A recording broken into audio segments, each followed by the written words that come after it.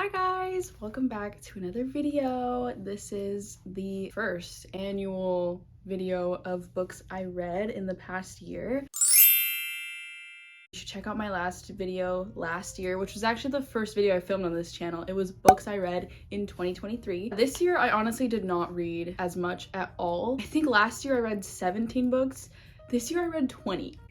I definitely wanted to read more than I did, but this year was just so hectic. Hopefully 2025 does not do me as dirty as 2024 did, because 2024 is a year I would not relive at all. You couldn't pay me any amount of money to relive 2024. Anyway, here's to 2025. I hope it's better. Also, sorry about the lighting. I've literally spent the past like 15 minutes trying to fix the lighting, but this is the best I could do. My lamp is really bad. Let's just get into it. So I read 20 books this year. I didn't really branch out on the genres. It's pretty much romance. This year I do want to try branching out on the genres. Obviously I'm gonna like stick to romance mostly because that's like my comfort genre. It's super easy, but I do want to read different kinds of books. Maybe I might branch out into more like a fantasy kind of genre. I read a couple books this year that were like more on the mystery, like thriller side, and that was really interesting to me. So I think I honestly might branch out into more like fantasy or thriller kind of vibes. Obviously still probably with romance in it, but it's okay. In January, I read 6 books. Usually I read the most within the first month of the year and the last month, and I definitely did this year, or last year. So the first 2 books I read were part of a series. I read A Not So Meet Cute in 2023, and then I finished the other 2 in the series in 2024. The first book of the year that I read was So Not Meant to Be by Megan Quinn. This one's probably my favorite out of the series. I would give it a 4 out of 5. It was really good, except the main character, I did have some complaints about her. I honestly found her really annoying. I did a longer review on this book in one of my other videos. I think it was like my thoughts on the Kane brothers. I can link that down below if you want to go watch. But yeah, it wasn't my favorite book, obviously, of the year, but it was a good one. If you're gonna read any of them in the series, I'd probably recommend this one. I would say the tropes are forced proximity, a little bit of workplace romance, kind of. I mean, they do work together technically. Mainly forced proximity, enemies to lovers. He falls first, definitely. Kelsey has a business that she's running and she has to go, I think it's to Seattle. JP is the middle child of the Kane brothers and he's a part of the business that she is working for and he has to go help her. So they have to go for 2 weeks in a hotel, but they actually hate each other. So the second book I read this year was A Long Time Coming by Megan Quinn. So this one is best friends to lovers. They've been best friends since college and I think they're like in their early 30s in this book, or late 20s. They've been friends for a very long time. So this one's about the youngest brother, Breaker, and his love story with Leah. When the book takes place, she's engaged to another guy. So basically a lot of the book is her and Breaker like planning out their wedding. He's like, I think he's actually her maid of honor. Man of honor? Don't know how that works. He helps her throughout most of the book to plan out her wedding, but she kind of has like doubts about the wedding and about the guy she's marrying. I would give this book probably a 3 out of 5. The next 4 books that I read in January was also a part of a series, and it was the Twisted series. If you have not seen me read this series, I recorded it. I think it's called like I Read for 48 Hours Straight. I will also link that one down below. I did not like this series at all. I reread this one because I read Twisted Love in 2023, but then I reread it just to finish the other 3. I don't think I'll ever read this series ever again unless I want like a really Wattpad kind of book, because that's what it gives. And if you love a good Wattpad book, like same, I do too, like this is for you. But if you don't waste your time on this series. I've seen like people review it and I watch like mixed reviews, like either people really love this series or they really hate it, and I really hate it. I think the writing's just not that good. The tropes, I mean the tropes are good, but like it's very much that trope. Like the first one is like Grumpy X Sunshine, and it's very Grumpy X Sunshine, but like in a way where it's overdoing it, and I'm like, can y'all just chill? I think my favorite book out of the series would probably be the last one, Twisted Lies. Honestly, I don't remember that much from this book. I kind of blacked out. This one, Grumpy X Sunshine, this one's about Alex and Ava. This is like enemies to lovers, I think, as well. And it's like best friend's sister and brother's best friend. Her brother moves away. Alex has to like watch over Ava, and yeah. The second one, Twisted Games. This one's like a royal kind of book. Bridget and Reese. So Reese is the bodyguard. So it's like bodyguard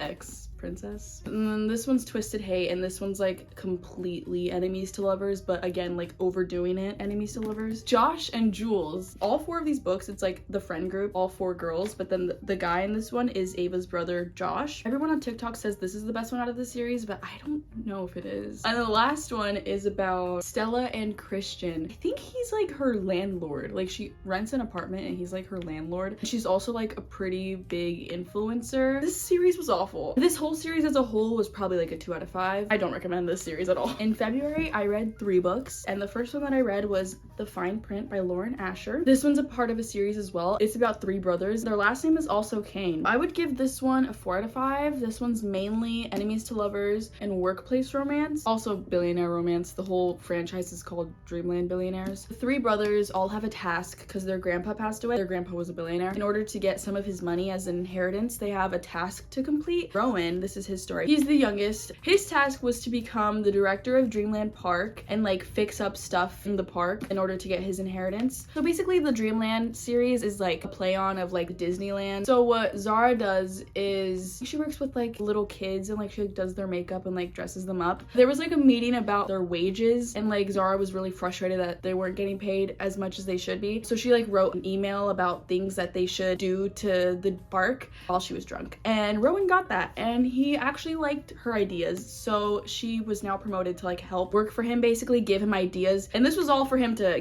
finish his task and to get his inheritance. Yeah, they're actually enemies because she hates him, because she's like, what the heck, why won't you give us more money? This book is really good. I definitely recommend it. It's a 4 out of 5. The second book I read in February was Things We Never Got Over by Lucy Score. I would give this book a 3 out of 5. It was pretty good. The main trope was enemies to lovers. So Naomi, she had just run away from literally walking down the aisle. She like ran out of the room. She ran away to another town where her twin lives because her twin said she needed help. But then her twin just like disappears and leaves her 11-year-old kid behind. So now Naomi has to take care of this kid that she didn't even know existed, because her relationship with her twin was like very rocky. Like, they never even really talked. And now she's stuck in this small town trying to figure out like where her twin went and like what she has to do. Then she bumps into Knox, who is like a big role in like the town. Like, I think he owns the police department. He's not a part of it, he just owns it. He owns a restaurant and a hair cutting place. What is that called? A barbershop? Naomi's twin was very known as like a bad person in that town. So like, once you say her name, since it's such a small town, like everyone knows.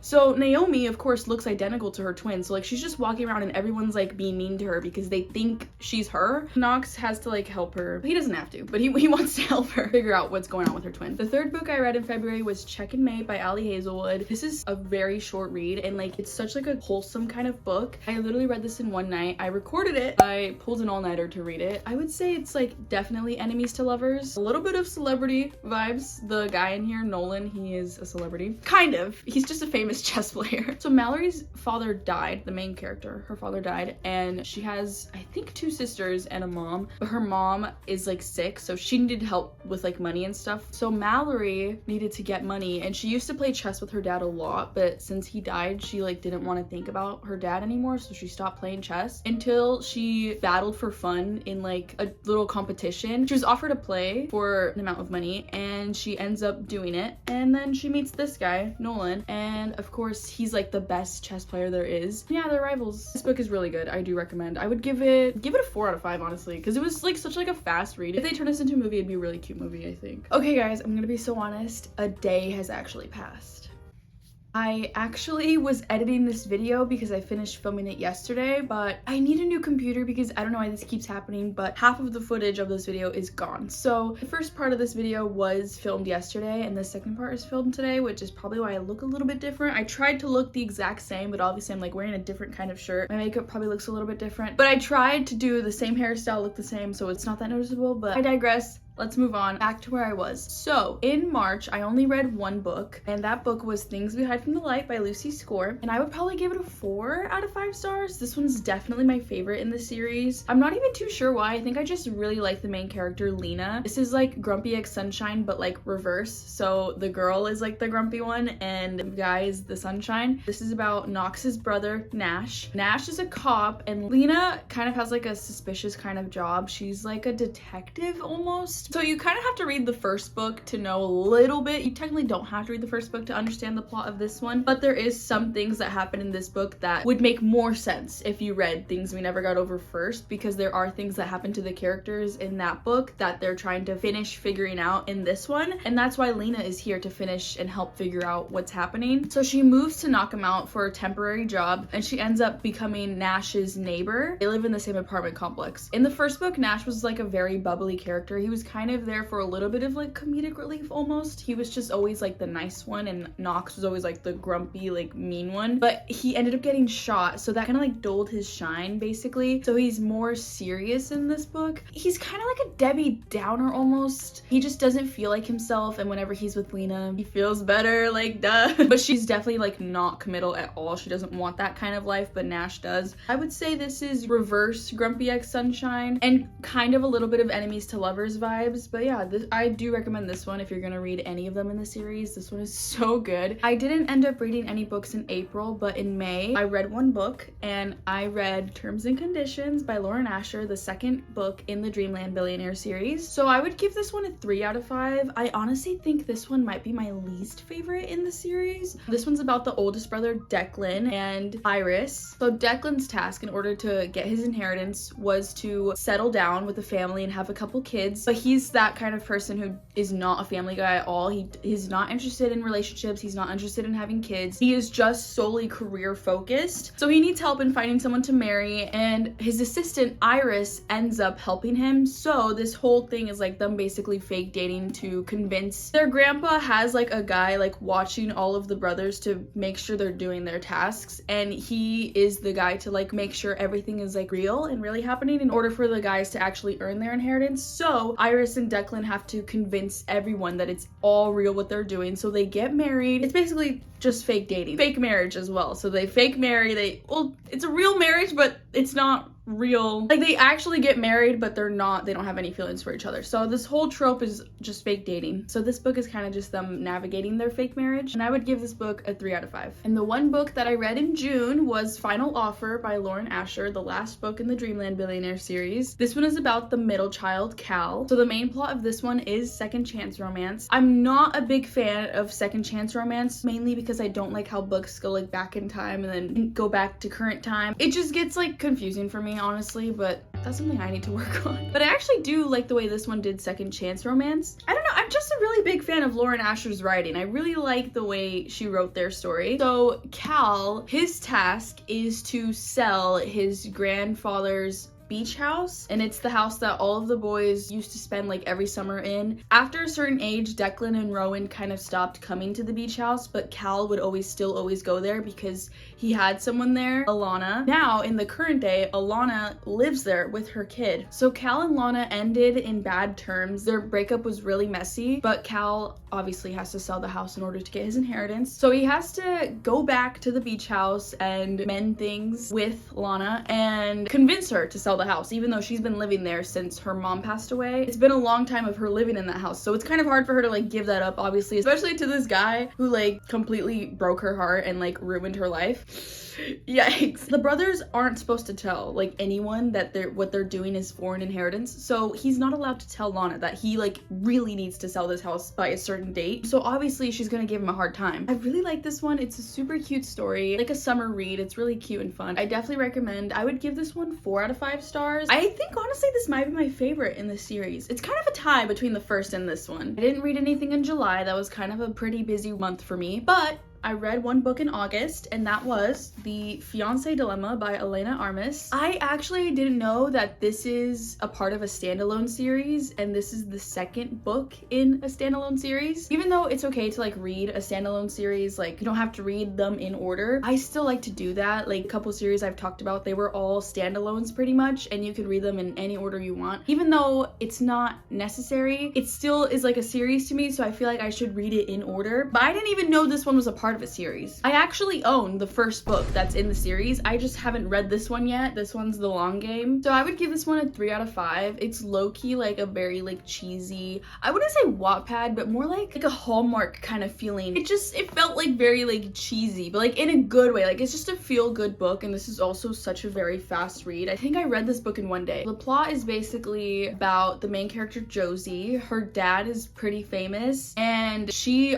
didn't really know who her dad was her whole life, and no one even knew he had a daughter besides his other daughter, which is in the first book. This girl is his other daughter that is very known. Her name is Adeline. So they're half sisters, and she's the known one, but Josie is not the known one. Once everyone finds out about his other daughter, they also find out that she's got engaged 5 times, but she has never been married, and they're like bashing the dad because they're like, you weren't involved in this girl's life, and it's showing because she has a lot of relationship problems with every guy she has, and that's probably rooted in the fact that she has daddy issues. Her dad's PR team comes to North Carolina and tells her basically, why don't you just come move to Miami where your dad is and go on an interview and like settle this all and say, no, I'm okay, and stuff like that. But Josie panics because she doesn't want to do that. She barely knows her dad. Matthew is Josie's sister's best friend, and he comes from Miami to visit Adeline, and he gets lost on the way because his phone died. He doesn't know where he is. Obviously, it's like late at night, and he ends up finding Josie's house. When the PR team is literally at Josie's door, Matthew shows up. So Josie panics and is like, actually, that's my fiance, and I'm totally okay. Like, I'm going to marry this guy, and like it's for real this time, and I'm not gonna walk out on him, and I don't have daddy issues because I'm marrying that guy. And yeah, and obviously like Matthew has never met Josie before, so he's like, we are not getting married. Josie just tells him to like play along. So this whole thing is just them convincing everyone that they're madly in love and that they are going to get married. And this main trope is obviously fake dating. I would rate it a 3 out of 5. I started reading a book in late August. It took me so long to finish, and I don't know why. I didn't end up finishing it until November. I would like hold it off. Like I would read a couple chapters here and there and then stop reading for like weeks, and then pick it up again and then stop reading again for weeks. And then I finally finished it in November, and that book is Happy Place by Emily Henry. And it's weird that this book took me so long to read because this is actually my favorite read of the year. I would give this book 5 out of 5 stars. I would recommend you read this book the most out of any books in this video that I mentioned. This book is so good. It made me cry. Anyway, I'm very picky with what I give 5 out of 5s. I also low-key think it took me so long to read because I didn't want to leave the universe. Like this whole like world, it's just so good, and I wish I had a wider vocabulary to describe how I feel about this book. The main trope of this book would be fake dating and also second chance romance. The main character, her name is Harriet, but she goes by Harry in the book. She was dating this guy, Wynn, throughout all of college and a lot of her adult years. So she has this friend group that she's been friends with since college and same all throughout her adult years. They're like in their 30s when this book takes place. So Wynn and Harry ended up getting engaged, but some things happened where they had to break off their engagement, but it hurt too much, so they didn't want to tell anyone. So they decided not to tell anyone. So no one knew. Everyone knew that they were engaged, but no one knew that they broke it off. Not even their parents, not even their family. Like no one knew that they broke it off. And they had not been engaged for like 6 months when one of the main characters, Sabrina, who's Harry's friend, ended up getting engaged to her fiance, who's also a part of their friend group. So she invites Harry and Wynn to their getaway house in Maine. It's kind of like a beach house or like a little like cottage almost, but they go there every summer. So they go for 1 week. Harry and Wynn don't want to ruin the moment, obviously, because they're there for Sabrina's wedding. She wanted to have like a small wedding in their cottage because Sabrina's dad is the one who owns the cottage and he's actually selling it. This was their last summer there, and Harry and Wynn didn't want to like have any negative vibes, obviously, by telling everyone that they aren't together anymore. So they spend the entire week pretending that they're together. Anyway, yeah, this book is the highlight of my year. Like I said earlier, I read usually the most within the first month and the last month of the year, and in December I read 6 books. The first book of December that I read was In a New York Minute by Kate Spencer. Even though this book took place within like the fall time, like summer and fall time, this book feels like a Christmas book. Like I feel like if this was a movie, it would be like a Christmas kind of movie. They don't even celebrate Christmas when this book takes place, but the vibes just give me Christmas vibes. I don't know how to explain it. I would rate this 4 out of 5 stars. There's not even a main trope, honestly. This book is just chill vibes. They're not enemies, so it's not enemies to lovers. They aren't really friends, so it's not really friends to lovers. Franny, she's the main girl, ends up having a wardrobe malfunction. As she gets on the subway, the doors ended up ripping her dress. Hayes is a very nice guy. He sees her in distress and she's like trying to fix because you can see her back end. He offers her his suit, like the jacket, and she takes it. Ends up getting recorded and it goes viral all over social media, so they end up getting interviewed together. Yeah, they just end up seeing each other a lot, so they end up getting closer. Anyway, yeah, I would give this a 4 out of 5. It was a very quick read. It was very fun, and yeah. So the last 5 books in December, I ended up filming me reading them. If you want to go watch my previous video, I read for 24 hours and I recorded my entire like reaction and thoughts about these next 5 books I'm going to be talking about. You can go watch that. I ended up reading Family of Liars by E. Lockhart, which is the prequel to We Were Liars. I recommend reading that one first before you read Family of Liars because it spoils what happened in We Were Liars. So this book is about one of the main characters in We Were Liars, Johnny. It's about his mom and her story. Her name is Caroline, and it's about her and her 3 sisters and all the summers that they spent at their little island getaway house, or houses I should say, because they own like a piece of the island and there's like 3 houses within the island. There's an entire map of it that shows where everything is, which was a little bit confusing. The island is called Beechwood. I read that right there. I really loved this book. I have yet to read another book that gives me the same vibes as this book and We Were Liars. I feel like in 2025, I'm going to read more books that were like this book. This book is more of a mystery with a little bit of romance. I would give this book a 4 out of 5 stars. So the next 3 books that I read in December were part of a series, and that is the Selection series. There are 2 other books in the series, The Heir and The Crown. Those aren't really necessary to the entire series. They're just an add-on because it's like 20 years in the future. I don't really like those books, so I decided not to read those. This is a series that I read in middle school, and I hadn't really touched it since. When I was reading the series, it kind of felt like I was reading it again for the first time. Since the last time I read it was so long ago, I had forgotten like part of the plot. I only remembered like the main plot, like it's a selection, 35 girls, Maxon has to narrow it down to 1. Like I just remembered that, but I didn't remember like all the little things that happen within the book. This is about a girl, her name's America. This is like a dystopian type of world where there's like castes. What you do for a living is based on your number, so it goes all the way from 1 to 8. The higher the number is, the lower caste you are. So 8s are basically like nothing. They're like homeless, they work for pennies, like it's really bad. And 1s are the royals, which is like the highest you can be, obviously. They run the country, and then it just keeps going down. So the main character, America, she's a 5, and that's like the artists. They still don't really have money, and they still go hungry sometimes. So there's this election. America didn't want to apply to like be a part of the selection, but she ends up being convinced because, you know, like even if you don't get chosen, you still end up getting a little bit of money for participating. She obviously needed money since her family's very poor and she wanted to help them, so she ends up applying and she ends up getting selected. This whole series is just about her experience with the selection. I think it's a very good series. You should read. They're all super short. They're like about 300 pages, 320. And Maxon, he's the prince.